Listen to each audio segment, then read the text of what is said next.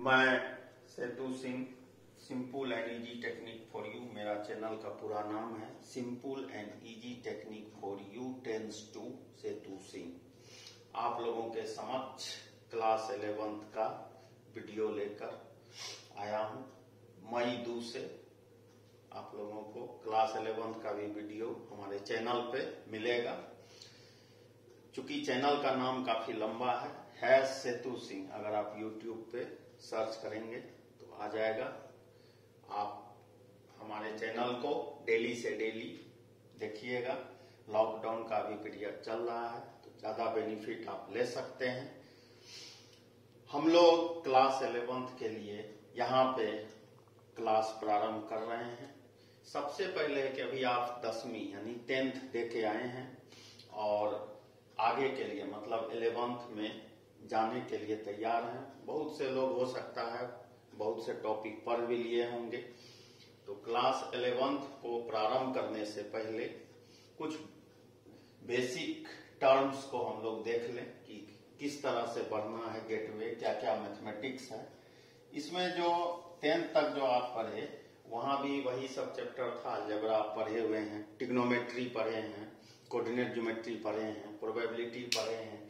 वही सीक्वेंस यहाँ भी आएगा, बस थोड़ा सा विस्तृत रूप में होगा। सारा का सारा टॉपिक यहाँ पे होगा, विस्तृत रूप में होगा। हम लोग देखते हैं क्या क्या हम लोगों को पढ़ना है। सबसे पहले algebra, trigonometry, coordinate geometry, coordinate geometry, 3D, 3 dimensional geometry, probability और calculus, set theory, relation function, ये सब अलजेब्रा में आ गया। ट्रिग्नोमेट्री जहां 10 पे आप पढ़े थे, 10 तक पढ़े थे, उसके बाद का है। फिर कोऑर्डिनेट है, 2 डायमेंशनल बोलते हैं या 3D है, प्रोबेबिलिटी है, कैलकुलस है, स्टैटिक्स भी है। लेकिन जो मेन मैथमेटिक्स है यहाँ पे लिखा हुआ है। हम लोग इसमें अब यहाँ एक गड़बड़ी क्या है कि जो शुरुआती दौर है, सबसे पहले आपको कुछ बेसिक पढ़ना होगा। बेसिक में सामान्यतः जो 10th तक आप पढ़े और जो अब 11th में आए हैं उसके बीच का गैप है, उसको एक कनेक्शन बनाने का काम इस बेसिक में किया जाएगा। तो आज हम लोग बेसिक की शुरुआत करेंगे। बेसिक को खत्म करने के बाद हम लोग अलजेब्रा के तरफ बढ़ेंगे, ट्रिग्नोमेट्री के तरफ बढ़ेंगे, कोऑर्डिनेट की तरफ बढ़ेंगे। किसी एक पार्ट को लेंगे। पहले बेसिक हम लोग देखेंगे, बेसिक के बाद हम लोग चैप्टर वाइज कोई भी टॉपिक के हिसाब से चलेंगे। सामान्यतः अलजेब्रा से ही शुरू किया जाता है, लोग अलजेब्रा ही पढ़ते हैं। चलिए तो आज कुछ बेसिक हम लोग देख लें। 10th में जो आप पढ़े उसको रिवाइज कर लें, रिवीजन हो जाएगा उसका। शुरुआत करते हैं। चलिए क्लास 11th का हम लोग बेसिक शुरू करते हैं। सबसे पहले नंबर। नंबर किसे कहते हैं? बहुत से लोग आप बचपन से पढ़ते आ रहे हैं, लेकिन अगर नंबर का डेफिनेशन आपसे पूछा जाता है तो जवाब कुछ भी नहीं मिलता है। नंबर क्या होगा? किसे कहते हैं नंबर? कुछ नहीं। हम लोग नंबर का यूज कहाँ पे करते हैं? कोई चीज काउंट करने के लिए। मतलब इसको हम लोग बोल सकते हैं काउंटिंग यूनिट। काउंटिंग यूनिट जो होगा वही क्या कहलाएगा? नंबर कहलाएगा। हम लोगों का जो यह टॉपिक है जो हम लोग शुरू किए हैं बेसिक। बेसिक के अंदर थोड़ा थोड़ा हर एक चीज पढ़ना है, क्योंकि आगे आपको पता चल जाएगा। नंबर क्या हो गया? Counting unit. गिनती के को काउंट करने के लिए एक यूनिट का जरूरत होता है, उस यूनिट को ही हम लोग नंबर कहते हैं। अब नंबर बहुत तरह का होता है, लेकिन जो ट्री डायग्राम हम लोग बनाएंगे पढ़ा हुआ चीज है। एक नंबर होगा रियल, दूसरा नंबर होगा इमेजिनरी नंबर। फिर रियल से 2 ब्रांच निकला, एक होगा रैशनल और दूसरा नंबर होगा इरेशनल। फिर रैशनल है, रैशनल से 2 ब्रांच निकला, एक फ्रैक्शन और एक इंटीजर। फिर इस इंटीजर से दो ब्रांच निकला, एक निगेटिव एक पॉजिटिव। यह जो डायग्राम बनाया गया इसको ट्री डायग्राम ऑफ नंबर्स कहा जाता है। Tree diagram of numbers. Number बहुत तरह के होते हैं, इवन, ऑड, प्राइम, को प्राइम, कंपोजिट, आप लोग पढ़े होंगे। लेकिन जो मैथमेटिक्स में जो मेन नंबर है, जो मुख्यतः जिसपे मैथमेटिक्स में आप कोई भी क्वेश्चन को सॉल्व कर सकते हैं, इसका ज्यादा से ज्यादा यूज है। तो सबसे पहले नंबर को समझ लें। नंबर क्या है? किसी भी चीज को काउंट करने के लिए जो एक यूनिट का यूज किया जाता है उसे कहा जाता है नंबर। नंबर कितने तरह का हो गया? दो तरह का। कौन कौन? रियल नंबर, दूसरा कौन? Imaginary number. फिर इस रियल से कौन सा नंबर आया? रेशनल। Second irrational. फिर इस रेशनल से कौन सा नंबर आया? फ्रैक्शन। और फिर इंटीजर। फिर इंटीजर कितना में डिवाइड हुआ? Negative integer, positive integer. चूंकि यह ट्री के ब्रांच के तरह एक्सटेंड हुआ है इसलिए इसको ट्री डायग्राम ऑफ नंबर्स कहा जाता है। अब रियल नंबर जब पूछा जाता है तो बहुत लेंदी डेफिनेशन, किताब का डेफिनेशन जो समझ में नहीं आता। सीधा जानिए। अगर आपसे कोई पूछे व्हाट इज रियल नंबर, सीधा आप बोलिए कोई भी नंबर जिसका स्क्वायर रूट पॉजिटिव हो वह कौन सा नंबर होता है? रियल नंबर होता है। फिर यहाँ क्या है? Imaginary number. इमेजिनरी नंबर किसको कहते हैं? जिस नंबर का स्क्वायर रूट निगेटिव हो उसे कौन सा नंबर कहते हैं? Imaginary number. यहाँ कौन सा नंबर है? रेशनल। रेशनल में जब आप पूछिएगा तो जनरली लोग p/q बोल देते हैं। तो 22/7 रेशनल क्यों नहीं है? पाई का वैल्यू क्यों? वह रेशनल है। तो रेशनल का डिफिनेशन है कि 5/2 डिवाइड होके कितना आएगा? 2.5। या अगर हम 4/3 लिखेंगे 1.333। मतलब रेशनल हो गया या तो जो कंप्लीट, जिसका कंप्लीट डिवीजन हो जाए, पहला बात। दूसरा बात क्या? कि अगर वह डिवाइड नहीं हो तो एक सीक्वेंस को फॉलो करे। जैसे यहाँ देखिए 3 3 3 3, बिना डिवाइड किए हम बोल सकते हैं कि अगला सीक्वेंस में भी 3 होगा, यानी जिसका पैटर्न पता चल जाए। फिर इरेशनल कौन सा नंबर है? जो ना डिवाइड हो और ना किसी पैटर्न को फॉलो करे, वैसा जो भी नंबर होगा वह इरेशनल होगा।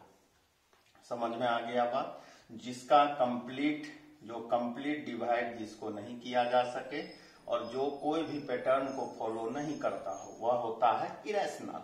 रेशनल क्या हो गया?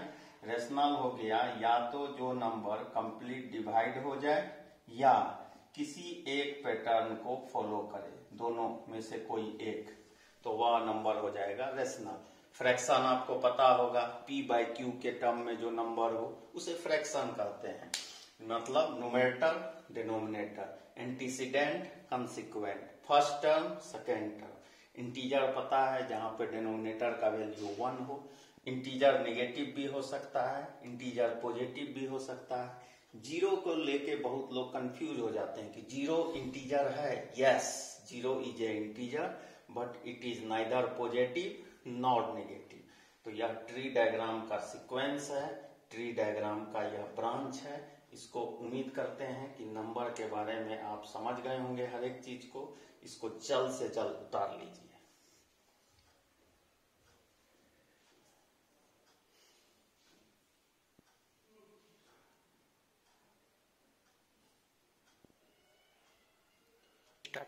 हम लोग बेसिक में अभी देखे कि नंबर को किस तरह से ट्री के द्वारा डिनोट किया जा सकता है। सबसे पहले नंबर था। नंबर दो भाग में, रियल नंबर, इमेजिनरी नंबर। फिर रियल नंबर को डिवाइड किए, रेशनल, इरेशनल, फिर रेशनल से फ्रैक्शनल, इंटीजर, फिर इंटीजर से नेगेटिव इंटीजर, पॉजिटिव इंटीजर।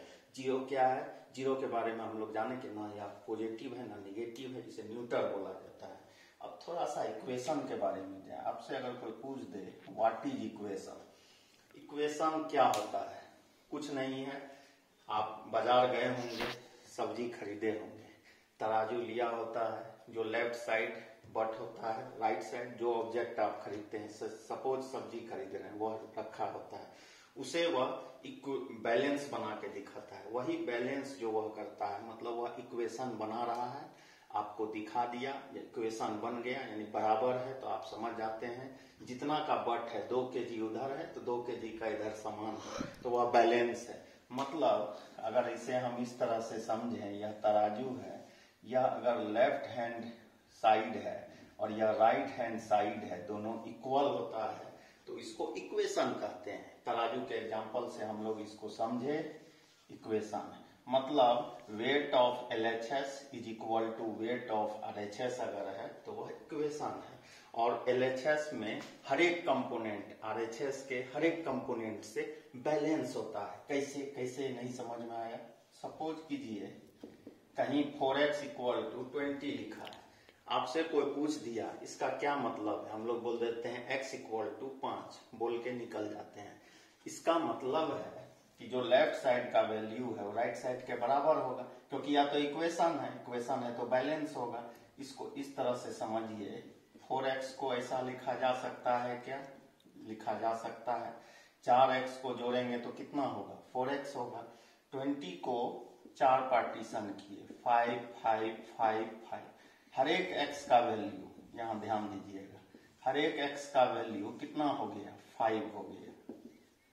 ये चीज समझ में आया? तो इक्वेशन का क्या डिफिनेशन हुआ, weight of LHS is equal to weight of RHS। समझने के लिए पहला बात। दूसरा बात, हर एक वेरिएबल का हर एक कंपोनेंट x का हर एक कंपोनेंट x का हर एक x का वैल्यू RHS में 5 5 है, मतलब हर एक x का वैल्यू 5 है तो कंपोनेंट भी बैलेंस होगा तो वह कहलाएगा इक्वेशन।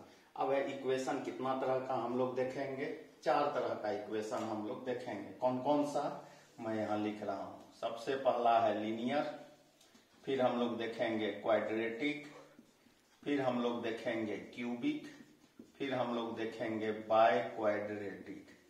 अब इसमें बात उठता है लीनियर क्या है, लीनियर का स्ट्रक्चर कैसा होगा, linear equation, quadratic equation, cubic equation, by quadratic equation. Linear equation ax plus b 0, यह एक एग्जांपल हो गया। क्वाड्रेटिक आप 10th में पढ़े हैं, ax square plus bx plus c equal to 0। Cubic का क्या होगा structure, ax cube bx square cx plus d equal to 0। Biquadratic का क्या होगा, ax 4 bx cube cx square plus dx plus e equal to 0। हम कैसे समझेंगे कौन लीनियर है, कौन क्वाड्रेटिक, कौन क्यूबिक, कौन बाय क्वाड्रेटिक? सारा गेम पावर का है। मतलब क्या, यहाँ पे देखिए x का हाईएस्ट वेरिएबल 1 तो यह चले गया किस कैटेगरी में, लीनियर में। यहाँ हाईएस्ट पावर वेरिएबल पे कितना है 2 तो यह किस कैटेगरी में चले गया, क्वाड्रेटिक में। यहाँ हाईएस्ट पावर कितना है वेरिएबल के ऊपर 3, यह किस कैटेगरी में चल गया, क्यूबिक। यहाँ हाईएस्ट पावर x का कितना है 4, यह किस कैटेगरी में चले गया, बाय क्वाड्रेटिक इक्वेशन के कैटेगरी में यह चला गया। इस तरह से हम लोग आज बेसिक में बस इतना ही बात पे बोल के रुकते हैं। फिर से हम लोग पार्ट बनाते रहेंगे। यह आपके क्लास 11th का पार्ट 001 है। पहला दिन था इसलिए ज्यादा वीडियो हम लोग लंबा नहीं बनाए हैं, क्योंकि धीरे धीरे आपका इंटरेस्ट बनेगा, फिर आप देखेंगे, आदत बन जाएगा, फिर देखना शुरू कर देंगे। तो पेशेंस थोड़ा रखना है, शुरू में हड़बड़ाना नहीं है। पार्ट 2 से आपको सीक्वेंस मिलने लगेगा चैप्टर का, टेंशन लेने का जरूरत नहीं है। फिर से मैं बोल दूं, अपने जितने भी फ्रेंड्स हैं उसको शेयर कर दीजिएगा, सब्सक्राइब कर लीजिएगा, ताकि वीडियो जो हम अपलोड करेंगे तो आप तक सबसे पहले पहुंच जाएगा। #सेतु सिंह टाइप कीजिएगा यूट्यूब में, मेरा चैनल आ जाएगा। फिर से मैं बोल दूं, पूरा चैनल का नाम है, मेरा नाम हुआ सेतु सिंह, इसका फुल फॉर्म हो गया। मेरा यूट्यूब चैनल का पूरा नाम है simple and easy technique for you tense to Setu Singh. #Setu Singh आप टाइप करेंगे यूट्यूब में तो मेरा चैनल आ जाएगा। Thank you.